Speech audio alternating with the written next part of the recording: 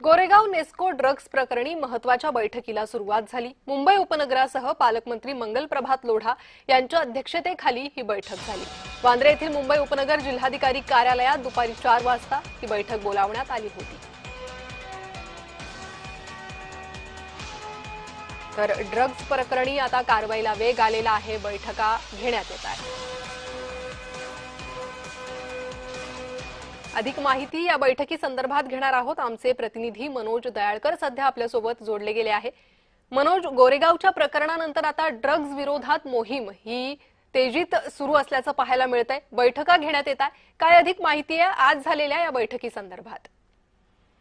बरोबर, आपण बघितलं गोरेगावमध्ये कॉन्सर्टचं आयोजन करण्यात आलेलं होतं आणि या कॉन्सर्टमध्ये आपण बघितलं ड्रग्ज घेतल्या प्रकरणी दोन विद्यार्थ्यांचा मृत्यू झाला होता आणि त्यानंतर आपण बघितलं पालकमंत्री मंगलप्रभात लोढा यांनी बैठक आज बोलवली होती। जिल्हाधिकारी कार्यालय बँड्रा येथे ही बैठक बोलवली होती आणि ही बैठक आपण बघितलं संपलेली आहे आणि या बैठकीला आपण बघितलं अमित साठे हे देखील या ठिकाणी उपस्थित होते। तसेच अधिकारी असतील बीएमसीचे आणि तसेच पोलीस अधिकारी देखील या ठिकाणी उपस्थित होते आणि या बैठकीमध्ये आपण बघितलं तर चर्चा झाली आहे ड्रग्ज संदर्भात आणि या ड्रग्ज संदर्भामध्ये जनजागृती करण्यासाठी 1 वर्षाचा आपण बघितलं या ठिकाणी कार्यक्रम हा घेण्यात येणार आहे आणि या कार्यक्रमामध्ये संपूर्ण जनजागृती ड्रग्ज संदर्भामध्ये केली जाणार आहे। तसंच आपण बघितलं जे दोषी या ठिकाणी आढळतील त्यांच्यावरती कडक कारवाई ही केली जाणार आहे। तसंच ड्रग्ज ज्या मुळापासून जो ड्रग्ज येतोय त्या ठिकाणी पूर्णपणे पोलिसांची चौकशी देखील